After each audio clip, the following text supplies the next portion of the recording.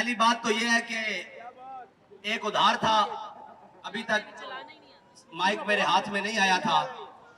मैं उस हैवानियत की आंखें रखने वाले वजीर आजम से कहता हूं कि 75 साल खुशी मनाने का दिन जरूर था कि पाकिस्तान की आजादी को 75 साल हुए थे, लेकिन वो बेशरम और बेहया बेटियां नचाने का दिन वो नहीं था।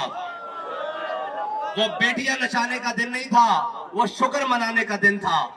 अगर तुम्हें बेटियां ज्यादा नचाने का शौक था तो हमें बताते कि हम तुम्हें अमृतसर से दुपट्टे मंगवाकर तुम्हारे सरों पर डालते। क्यों बेशर्मो 90,000 बेटियां छोड़कर आए हुए हो तुम बेटियां नचवाने के लिए। वो जो भी नाची वो मेरी कौम की बेटी थी, वो मेरी बहन थी।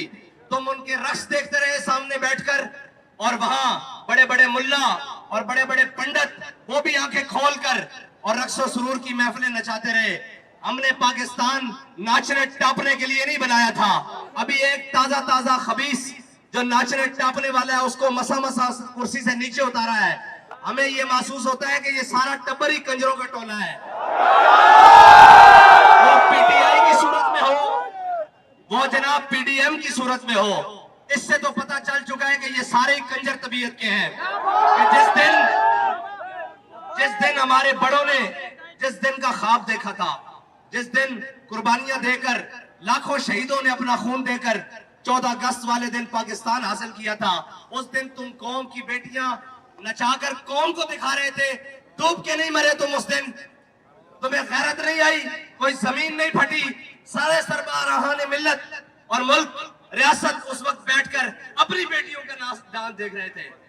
कितने डूब मरने की बात है, कितनी गैरत की बात है कि ऐसे बेशरम जो अपनी कौम की रोहिला किस कदर जालिम था, जफाकश्ता निकाली शाह तैमूर की आंखें, किस कदर जालिम था। लेकिन उसने एक बात की थी कि शाह तैमूर के खानदान को हुक्म दिया कि मेरे सामने रक्स करो, लेकिन वो रक्स देख नहीं रहा था, उसने आंखें बंद की हुई थी।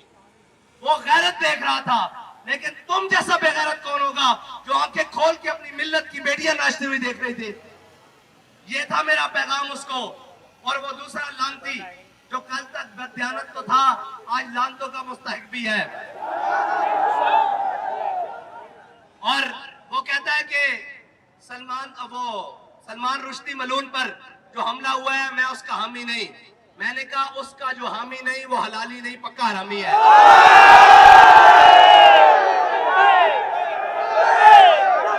इसलिए कि कुरान के फैसले को जो ना माने वो हलाली नहीं हो सकता।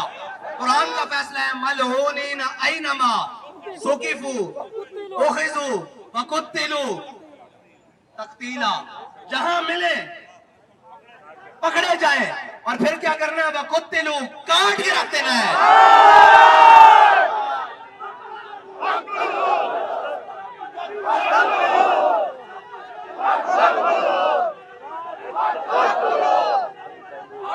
और बाबा जी की बात जो बाबा जी ने उम्मत को बयानिया दिया है, मन सब्बा नबीजन, बाबा जी ने क्या बढ़ के रख देना।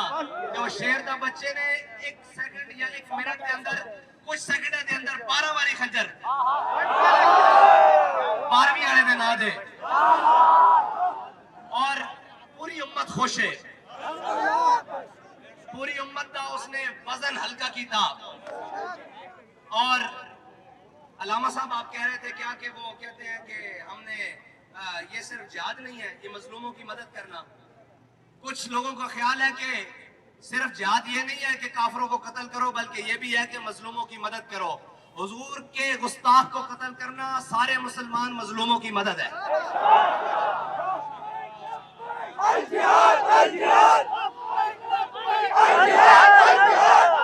मुसलमान के ऊपर सबसे बड़ा जुल्म यह है कि उसके सामने उसके हबीब की गुस्ताखी हो जाए, उसके नबी की गुस्ताखी हो जाए।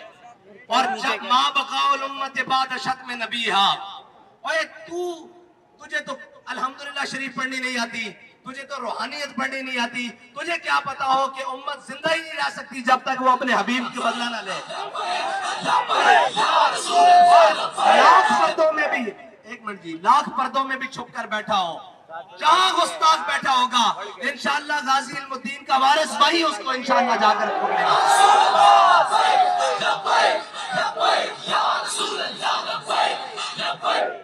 मैंने कहा था ना कि अल्लाह ताला अपनी हिकमतों से इसने जो अपने ऊपर पर्दे डाले हुए हैं एक एक को करके तार तार चाक चाक करेगा। देख लिया तुमने, रियासत मदीना का दावेदार, इस्लामोफोबिया का ठेकेदार, और जनाब आज इश्क रसूल का दम भरने वाला, और जनाब जुतियां उतार कर कौम को आंखों में धूल झोंकने वाला। देख लिया उसने क्या हरकत की कि एक बात आई, काफिर की मौत से भी लरसता हो जिसका दिल। कौन कहता है कौन कि उसे मुसलमान की मौत मर। ओए तुझे क्या पता हो कि उस गाजी ने, उस मर्द मुजाहिद ने कैसे पहुंचकर उस तक जनाब अपने नबी का बदला। और तू तो वो है जो कहता था कि जनाब मैं कश्मीर लेकर दूंगा, मैं IMF के पास नहीं जाऊंगा। हमारी कौम की यादाश्त बड़ी थोड़ी है, लेकिन मैं उस गाजी को सलाम करता हूं जिसने इतने साल अपने नबी के बदला लेने के लिए वो बात अपने दिल के अंदर और दिमाग के अंदर रखी है।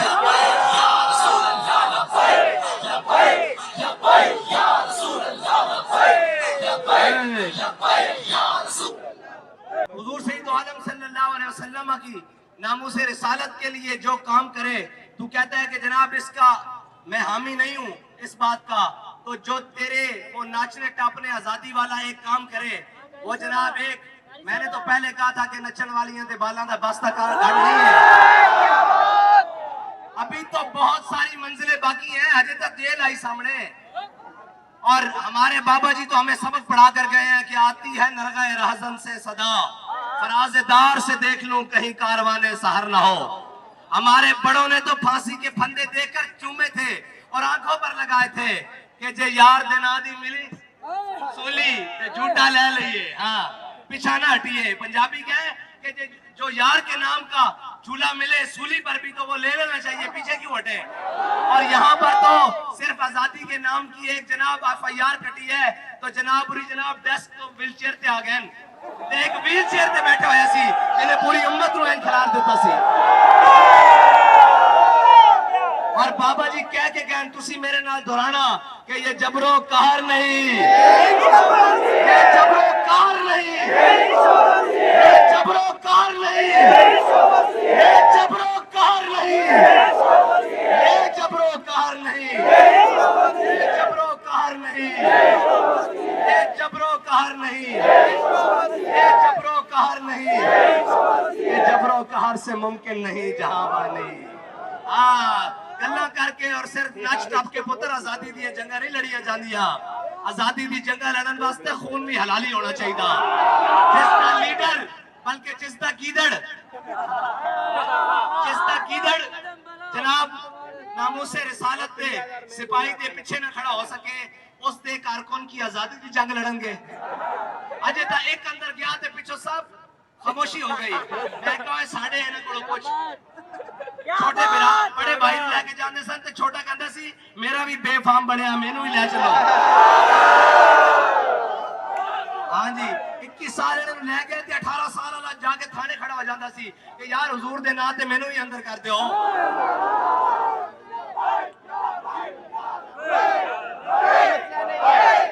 आखिरी बात, 21 तारीख को किस पर ठप्पा होगा? 21 तारीख को किस पर ठप्पा होगा?